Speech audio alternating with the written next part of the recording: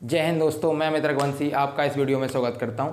इससे पहले वाली वीडियो में जो है अपन प्रश्नावली 1.1 के प्रश्न 1 को और सारे एग्जाम्पल को देख चुके हैं। अब प्रश्न नंबर 2 से 5 तक सारे क्वेश्चन को हम इसी वीडियो में हल करने वाले हैं। अगर इससे पहले वाली वीडियो आपने नहीं देखी है तो जाकर चैनल पे आप देख सकते हैं, वो आपको वहीं पे। सबसे पहले आपको कुछ नहीं करना है, क्या करना है कि यहाँ पहले क्वेश्चन को पढ़ लो अच्छे से। क्वेश्चन को समझने के बाद इसको शुरू करना है। सबसे पहले यहाँ पे लिखेंगे हल। हल लिखने के बाद लिखेंगे यहाँ पे माना कि धनात्मक पूर्णांक a है। अगर धनात्मक पूर्णांक अपन ने a माना है तो अपन मानेंगे b बराबर 6, क्योंकि देखो आप यूक्लिड विभाजन आपने पढ़ी थी ना। यूक्लिड विभाजन क्या पढ़ी थी आपने, यहाँ नहीं पढ़ी थी? a बराबर bq प्लस r, ये पढ़ी थी अपन ने। तो q के पास में जो रहता है वही तो b रहता है। q के पास में जो भी रहेगा वो क्या रहेगा, b रहेगा। तो b बराबर क्या आ जाएगा, 6। बस यहाँ पे लिख देना था कि माना कि धनात्मक पूर्णांक k है तो b बराबर क्या हो जाएगा, 6 हो जाएगा। बस यहाँ पे यही लिखना था। इसके बाद यहाँ लिख देंगे आप यूक्लिड विभाजन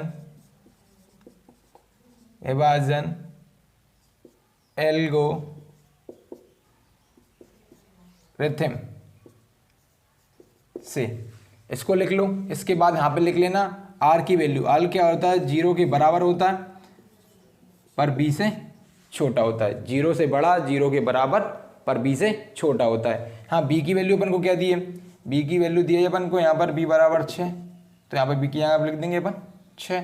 तो r की वैल्यू क्या निकलेगी, r बराबर निकलेगा, एक तो 0 निकल आएगा क्योंकि 0 के बराबर है, फिर 1 निकल सकता है, 1 के बाद 3 निकल सकता है, 2 निकल सकता है, 2, 3, 4 और 5, क्योंकि 6 से क्या है, छोटा है। तो यही वाली निकलेगी ना, ठीक है।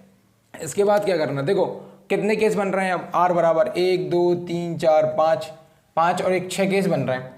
तो अपन को क्या करना है, 6 केस बन रहे हैं, बस इन सबको केस बाय केस लिखते जाना है और इनकी वैल्यू रख दो, अपना आंसर आ जाएगा। यहाँ पे इसको नोट कर लो, यहाँ तक आगे चलते हैं। पहले लिखेंगे case number 1, case number first. Case number first में क्या होगा कि r बराबर 0 हो तो, अगर r बराबर 0 होगी तो क्या करना है, r बराबर 0 होगी तो रख दो, r बराबर 0 होगी तो यहाँ पे रख दो a बराबर b बराबर तो 6 दिया, हमें तो 6 लिखना है, q प्लस r बराबर 0, r बराबर 0, ठीक है ना। अगली बार अगला केस देख लेना। केस पहले सारे केस लिख लो, उसके बाद बता रहा हूँ करना क्या है। केस नंबर 2, इसमें क्या करना है, r बराबर 1 हो तो इसमें क्या करना है, कुछ नहीं करना, फिर a बराबर लिखो 6q प्लस 1, ठीक है। इस वाले को यहाँ साफ कर दे रहे हैं, ठीक है। फिर लिखेंगे अगला केस क्या बनेगा, केस नंबर आएगा 3, ठीक है।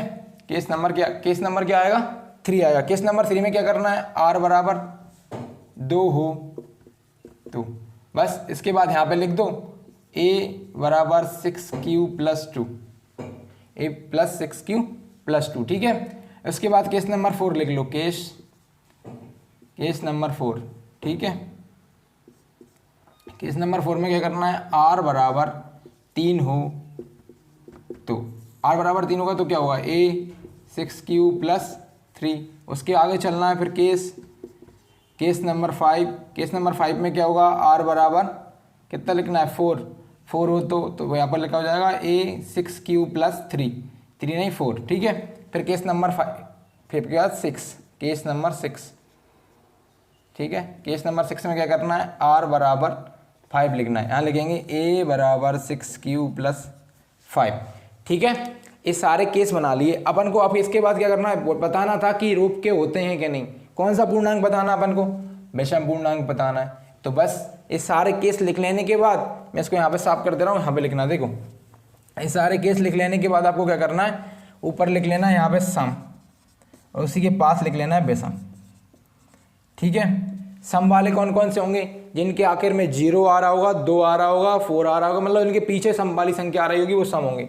जैसे ये वाला आएगा, ये 0 वाला, तो ये क्या हो जाएगा, सम 6q प्लस 0 सम हो जाएगा। उसके बाद 6q प्लस 2 क्या हो जाएगा, सम हो जाएगा। फिर 6q + 4 ये भी क्या हो जाएगा, सम हो जाएगा। विषम वाले में क्या करेंगे, विषम वाले में लिखेंगे ये 6q + 1 6q + 3 6q + 5 ये क्या हो जाएगा, विषम पूर्णांक हो जाएगा। अब ये वही तो बोल रहे थे कि दर्शाइए कि कोई भी धनात्मक विषम पूर्णांक 6q1 6q + 3 या 6q + 5 के रूप का होता है। q यहाँ पे पूर्णांक है। अब देखो q यहाँ पे पूर्णांक था, वो तो अपन ने समझ लिया।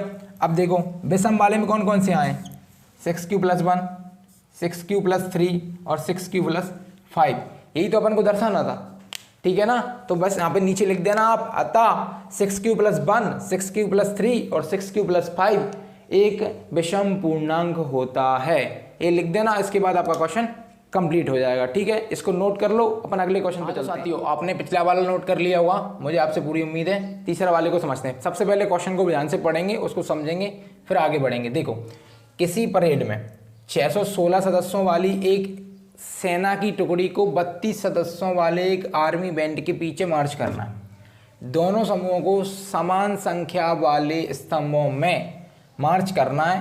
मतलब समान संख्या स्तंभ, स्तंभ क्या होते हैं, जैसे आप प्रार्थना लाइन में लगते हैं तो जो लाइन होती है ना उसी को स्तंभ बोलते हैं, उसी को क्या बोलते हैं, स्तंभ बोलते हैं। स्तंभों में मार्च करना है। उन स्तंभों की अधिकतम संख्या क्या है जिसमें वे मार्च कर सकते हैं। तो देखो सबसे पहले तो अपन को क्या करना पड़ेगा, स्तंभ निकालने के लिए इसका HCF लेना पड़ेगा। क्या लेना पड़ेगा, इसका लेना पड़ेगा अपन को, इसका लेना पड़ेगा HCF, ठीक है। वो भी कौन सी, यूक्लिड विभाजन एल्गोरिदम के साथ। तो यूक्लिड विभाजन एल्गोरिदम लिख लो, कौन सी होगी, ABQ + R।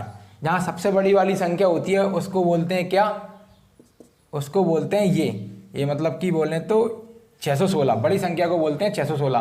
फिर उसको लेते हैं। तो सबसे पहले HCF निकाल लें, बड़ी संख्या को लिखेंगे 616, छोटी वाली संख्या से देंगे इसमें भाग, किससे, 32 से। तो 32 से कम 32, 32 दूनी 64, ज़्यादा बार जाएगा, मतलब एक ही बार जाएगा। यहाँ पे लिखेंगे 32 लिखेंगे तो बोले 11 में से 2 गए 9 और 4 गए तो 2, यहाँ पर डाल दे 29, ठीक है। अब 32 का फाड़ो, 32 का फाड़ा ऐसा पढ़ना है। हाँ देखो 296 आ गए। अब 32 का फाड़ा ऐसा पढ़ना है कि ये 296 के करीब आ जाए, मतलब 320। 9 बार ट्राई कर सकते हैं आप, 9 बार देख सकते हैं। 9 दूनी 18 की 8, हासिल आई 1, 9 तिया 27 और 1 28, तो ये आ गए 28, मतलब 288। क्या बचेगा 8, यहाँ 9 और 9 कुछ नहीं बचा, क्या बच गया 8। शेषफल आ गया, मतलब क्या, शेषफल आ गया मतलब अगली स्टेप पे चलना है, शेषफल आ गया मतलब अगली स्टेप पे जाना है। तो 32 लिखेंगे, 8 का देंगे भाग, 8 चौको 32, यहाँ बचेगा 0 शेषफल मतलब यही होता है HCF क्या हो गया 8, ठीक है। बस इसको इसमें लिखना है ना, यूक्लिड विभाजन एल्गोरिदम में लिख दो। यूक्लिड विभाजन एल्गोरिदम में कैसे लिखेंगे कि बड़ी वाली संख्या लिखेंगे पहले 616 बराबर B बोले तो 32, Q बोले तो 19, R बोले तो कितना आएगा, R कितना आया था 8, ठीक है। उसके बाद लिखेंगे यहाँ पे 32, दूसरे वाले चरण की बात हो रही है 32, यहाँ लिखेंगे 8, यहाँ लिखेंगे 4, प्लस में लिखेंगे 0। यही निकल गया आपका कि कितने स्तंभों में, 8 स्तंभों में। अतः भाई 8 स्तंभों में मार्च कर सकते हैं, यही आपका आंसर हो गया, ठीक है। ऐसा कैसा नोट करके, ऐसा कैसा लिख के आपको पेपर में आना है, समझ गए, ठीक है। अगले क्वेश्चन पे चलते हैं, इसको जल्दी से नोट करो फटाफट। देखो तो आपने पिछला तीसरा वाला क्वेश्चन अच्छे से नोट कर लिया होगा, ठीक है ना। चौथे वाले पे चलना है। चौथे वाले से पहले एक बात ध्यान लो, बिल्कुल सीरियस हो जाना दोस्त, क्योंकि इस वाले क्वेश्चन को समझने में थोड़ा आपको दिक्कत आ सकती है। अच्छे से समझोगे तो बिल्कुल दिक्कत नहीं आएगी, थोड़ा सा दिमाग खट्टा, कुछ समझ में नहीं आएगा, ठीक है। तो क्या करना है, कुछ नहीं करना, शुरू में तो वही करना जो अपन पहले करते हैं। सबसे पहले लिखो वहाँ पे हल और सीधा लिख दो माना ए एक धनात्मक पूर्णांक है, ठीक है। अगर ए धनात्मक पूर्णांक है तो बी बराबर क्या हो जाएगा, बी बराबर हो जाएगा 3। ठीक है ना। एक यूनिट विभाजन प्रमेय का क्या थी अपनी, a बराबर बी क्यू प्लस आर, ठीक है ना। आर की वैल्यू डिफाइन कर लो यहाँ से कि 0 के बराबर बड़ी या b से छोटी। तो यहाँ पे कौन कौन सी आ जाएंगी, b की जगह आप इधर दो 3, ठीक है। तो r बराबर क्या आ जाएगा, a 0 आ जाएगी, 1 आ जाएगा और 2 आ जाएगा, ये तीनों आएंगी। मतलब केस कितने बनेंगे, 1 2 3 केस बनेंगे। कितने केस बनेंगे, 3 केस बनेंगे। तो केस को आप कैसे बना सकते हैं, केस को मैं ऐसे बना रहा हूँ, ध्यान रखना। पहले वाला केस लिख लो, केस फर्स्ट। केस फर्स्ट क्या बनेगा अपना, ए बराबर बी क्यू प्लस आर की जगह पर लिख देंगे 0, यही बनेगा पहला, ठीक है। दूसरा वाला कौन सा बनेगा, दूसरा वाला बनेगा अपना a बराबर बी क्यू प्लस 1। और तीसरा वाला क्या बनेगा, तीसरा वाला बनेगा आपका केस थर्ड बनेगा। केस थर्ड क्या बनेगा, a बराबर बी क्यू प्लस 2। बी की जगह पे धर दो क्या 3, बी की जगह पे धर दो क्या 3, अभी बी की जगह पे क्या धर देंगे 3। अब देखो सबसे पहले वाले को सॉल्व कर लो। पहले वाले को क्या सॉल्व करेंगे, देखो क्या करना है आपको, ए यहाँ लिखो a 3q प्लस 0, ए वाले का वर्ग, क्योंकि वर्ग करने की बोला ना उसने अपन को, तो वर्ग कर दो। पहले वाले की वर्ग करेंगे तो दूसरे वाले का भी क्या होगा, वर्ग होगा। 0 का वर्ग क्या होता है, 0 होता है, तो a स्क्वायर बराबर आ जाएगा 3q स्क्वायर। क्या आ जाएगा 3q स्क्वायर। a स्क्वायर बराबर 3 का कर देंगे 9 और q का कर देंगे स्क्वायर का स्क्वायर। समझ गया। अब ये देखो कि इसमें से कुछ कॉमन आ सकता है क्या, इसमें से 3 कॉमन आ सकता है, आराम से आ सकता है। a स्क्वायर बराबर 3, अंदर बचेगा 3q का स्क्वायर, ये बचेगा अंदर, ठीक है। q यहाँ पे लिख दो आप, यहाँ पे ये लिख सकते हो 3q स्क्वायर बराबर m क्या है, m बराबर पूर्णांक, m बराबर पूर्णांक, ये यहाँ पे लिख सकते हो आप। इसलिए यहाँ पे क्या लिख देंगे हम, यहाँ लिखेंगे a स्क्वायर बराबर 3m, ठीक है। ये पहला केस सॉल्व हो गया। दूसरे वाले केस पे चलो। दूसरे वाले में क्या करेंगे, a स्क्वायर 3q प्लस 1 का होल स्क्वायर, ठीक है। इसको देख के कुछ फीलिंग आ रही है क्या दोस्त, इसको देख के कुछ फीलिंग आ रही है, मुझको आ रही है। देखो कौन सी वाली फीलिंग आ रही है, एक सूत्र होता है वो लिखो, सूत्र होता है 9th क्लास में बहुत अच्छे से पढ़ा था अपन ने, a प्लस बी का होल स्क्वायर बराबर a square plus 2ab plus B square. यही आ रही ना फीलिंग, रख दो मान। a स्क्वायर यानी कि 3q का होल स्क्वायर प्लस 2, ए क्या था 3q प्लस 1 इंटू 1, और यहाँ पे लिख देंगे अपन, यहाँ पे लिख देंगे प्लस b का होल स्क्वायर, ठीक है। फिर लिख दो आप 9q का होल स्क्वायर प्लस 3 दूनी 6, 6q प्लस 1। यही आएगा कि नहीं आएगा, यही आएगा, ठीक है। अब क्या करोगे, अब इसमें कुछ नहीं करना, फिर वहीं से अब यहाँ पे कुछ कॉमन आ रहा हो तो कॉमन ले लो, कॉमन नहीं आ रहा तो यहीं पे कुछ करने की कोशिश करते हैं। तो कॉमन तो आ रहा भैया, इन दोनों में देख लो, इन दोनों में देखोगे तो कॉमन आ जाएगा। देखो कैसे लेंगे, 3 कॉमन ले लो, 3 कॉमन लेंगे तो यहाँ आएगा 3q square plus 2q plus 1, ठीक है। तो इसकी जगह पे धर दो m क्या है पूर्णांक, तो यहाँ पे m रख सकते हैं, कोई दिक्कत नहीं है। तो यहाँ लिखेंगे 3m प्लस 1।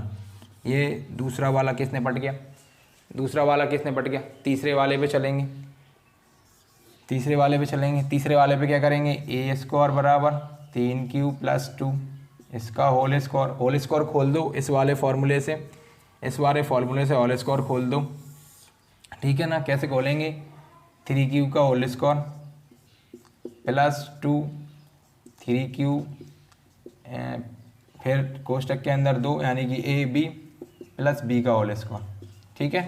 फिर क्या करेंगे, इनका होल स्क्वायर खोलेंगे तो निकल के आएगा 9q प्लस 2, 3 दूनी 6 बोले तो 3 दूनी 6 डायरेक्ट लिख दो, 6 दूनी 12 लिख दो, 12q लिख दो, यहाँ लिखेंगे 4, ठीक है। कोई दिक्कत नहीं है। अब इसको देखो ऐसे, अब देखो यहाँ से डायरेक्ट कॉमन मत लो इसके जैसा, अब थोड़ा सा दिमाग लगाओ कि इसमें भी कुछ हो सकता है। क्या हो सकता है उसको देखें। देखिए कि इसमें अगर अपन ऐसा लिख दें इसको 9q 9 फिर q square plus 12q plus 3 plus 1, ये लिख सकते हैं। 4 को प्लस 3 प्लस 1 लिख सकते हैं, कोई दिक्कत नहीं है। जोड़ेंगे तो फिर से 4 आ जाएगा, ठीक है। तो इसको फिर ऐसे का ऐसा लिख देंगे।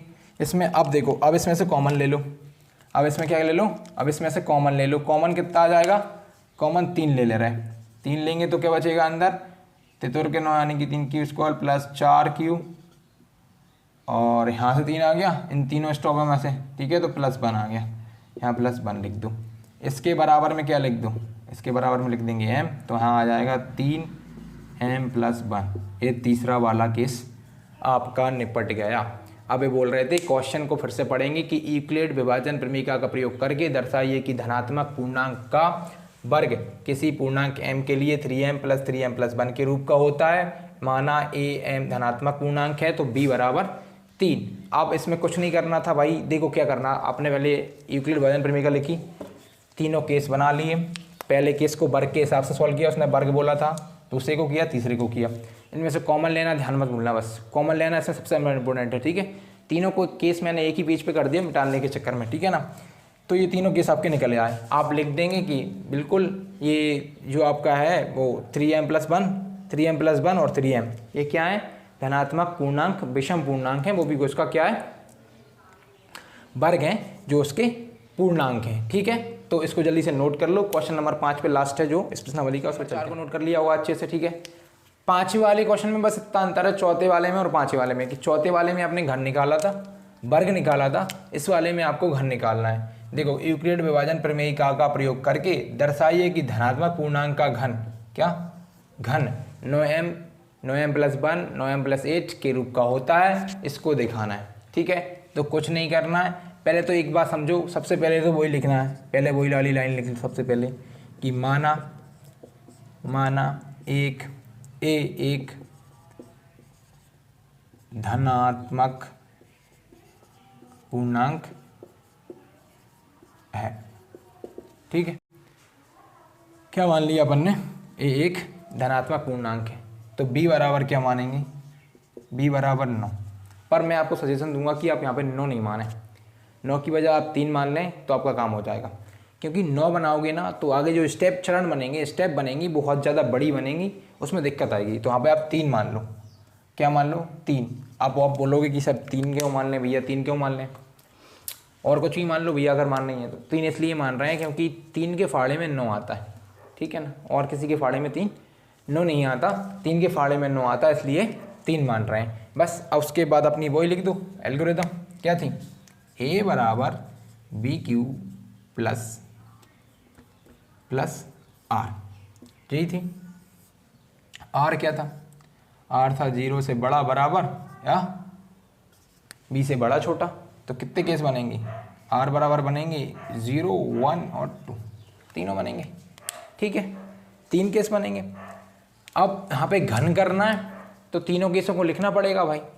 इसको आप इतना नोट कर लो, मैं इसको थोड़ा ऊपर सरका के फिर लिख रहा हूँ। देखो इसको हम यहाँ से मिटाल दें, इसको यहाँ से मिटाल के हम यहाँ लिख दे रहे हैं। R की वैल्यू क्या होंगी, R की वैल्यू होगी 0 1 और 2, ठीक है। अब अपन बना दे रहा तीनों केसों को। केस कितने बनेंगे, 3, यानी कि केस फर्स्ट,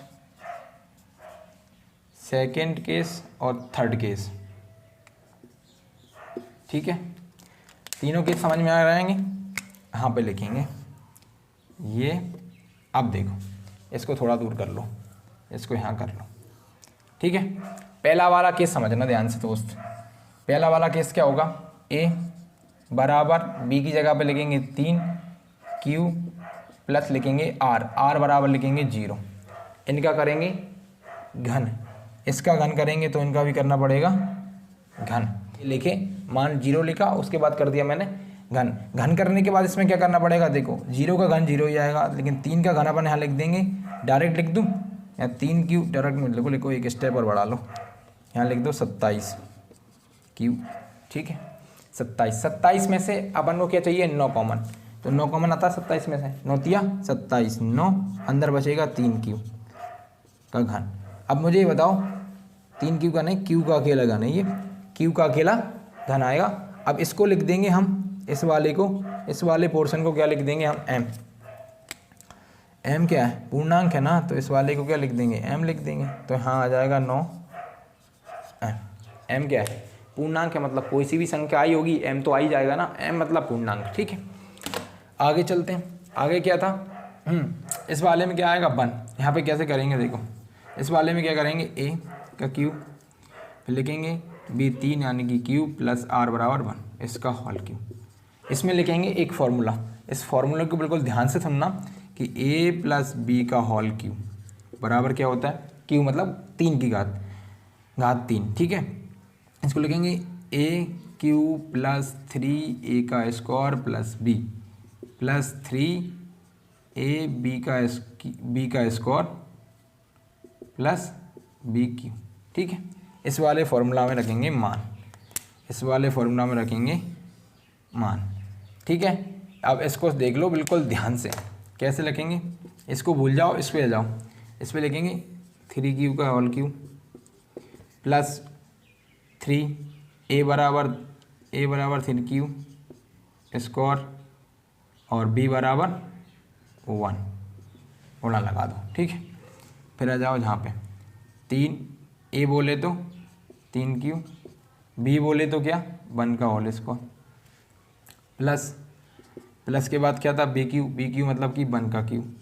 अब इसको सॉल्व करेंगे, यहाँ आएगा 27 क्यू, 3 क्यू का होल क्यू करेंगे तो 27 क्यू का क्यू। ठीक है, मतलब घात 3, फिर 3 का करेंगे तो 9 9 तिया 27 क्यू प्लस आएगा यहाँ 3 तो के 9 क्यू प्लस 1, ये आ गया।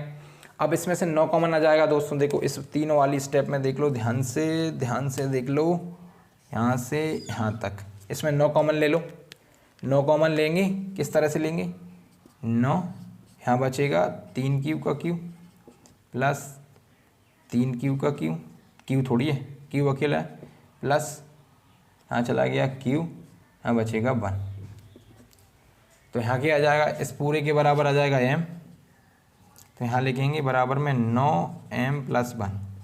अगला केस सॉल्व करने के बाद अपन को ये मिल गया। अगले वाले पे चलते हैं, तीसरे वाले पे। तीसरे वाले में पहले तो लिख लो, एल्गोरिदम को लिख लो वाला सबसे पहले। ठीक है ना, तो ए का क्यूब करेंगे, बी क्यूब प्लस 2। ठीक है, इस वाले का भी, इसका क्यूब तो इसका क्यूब करना है, इसका वर्ग तो इसका वर्ग करना है। ठीक है, तो इस वाले में क्या करेंगे, वही फार्मूला लगाएंगे। फार्मूला लगाएंगे ना, तो इसको पूरे डायरेक्ट फार्मूला में लिख दे रहा है। देखो ये वाला फार्मूला आएगा, ध्यान से देखना, ए क्यूब मतलब कि इसका क्यूब प्लस 3a यानी कि 3 क्यू का स्क्वायर, फिर b यानी कि ये, फिर यहाँ पे लिखेंगे 3a b बोले तो 2 का स्क्वायर प्लस b यानी कि इसका क्यू। ठीक है, ये आएगा फॉर्मूला से। यहाँ पे लिखेंगे तो क्या आएगा, 27 क्यू प्लस 3 तुर के 9 9 तिया 27 और 27 दूनी 54 क्यू स्क्वायर। इस पूरे को सॉल्व करेंगे तो 54 इसका आएगा। इसको करेंगे तो क्या आएगा 4 और 9 चौको 36 क्यू, इसको आएगा 36 क्यू प्लस 8, यही आएगा प्लस 8। अब ध्यान से देखो कि यहाँ से यहाँ तक ये सब 9 के फाड़े में आ रहे हैं, 27 से लेके 36 तक। यहाँ से 9 कॉमन ले रहा है, 9 ले रहा है कॉमन। कैसे आएगा, अंदर आएगा 27 का मतलब 9 चौक 9 कम 9 9 तिया 27 क्यू प्लस 9 तिया 27 9 चौको 36 9 पन्ना 45 9 छक्के 54 6 क्यू स्क्वायर प्लस 9 कम 9 9 9 तिया 27 9 चौको 36 4 क्यू। ठीक है, ये आएगा प्लस आएगा 8, क्या आएगा प्लस में 8 आएगा। अब क्या करेंगे, अब देखो इस पूरे के बराबर लेंगे m क्या लेंगे बराबर में लेंगे, तो यहाँ आएगा 9m प्लस 8। ये तीसरा केस सॉल्व हो गया। अब ध्यान से सुनना पूरी बात को, अभी तक समझ में आया हो नहीं आया हो, अब समझना कि पहले तो ये लिख लेना आपको, इसमें कोई दिक्कत नहीं है, तीनों केसों को ले लेना। यहाँ घन बोला है इसलिए अपन घन कर रहे हैं। पिछले क्वेश्चन में क्वेश्चन नंबर 4 में वर्ग बोला था तो वर्ग किया था। ठीक है, तो घन करेंगे ना, ये मिलेगा। लास्ट में इस वाले को समझो, ये क्या होता है कि m पूर्णांक होता है। अब पूर्णांक के अंदर तो सारी संख्याएं आती हैं ना, पूर्णांक के अंदर टोटल संख्या आएंगी, तो पूर्णांक चाहे 3q, q की जगह पे 1 आएगा तो भी, 2 आएगा तो भी, 3 आएगा तो भी, तो आएगी तो संख्या पूर्णांक ही ना, क्योंकि पूरी संख्या क्या होती है, पूर्णांक होती हैं। तो m को मान ले रहा है पूर्णांक, क्या मान ले रहा है, m को पूर्णांक मान ले रहा है, ठीक है, पूर्णांक मानेंगे, तो इसलिए इसकी जगह पे अपन ने m रख दिया। बाकी चीज़ें आपको समझ में आ गई होंगी, मुझे आपसे उम्मीद है, ठीक है। अगर वीडियो अच्छा लगा हो तो लाइक करना, शेयर करना और चैनल को सब्सक्राइब करना, ठीक है। तो प्रश्नावली 1.1 अपनी खत्म हो गई। अगली वीडियो में हम प्रश्नावली 1.2 के सारे क्वेश्चन एक साथ हल करने वाले हैं। तो जब तक वीडियो को शेयर, लाइक और सब्सक्राइब करते रहिए। जय हिंद दोस्तों।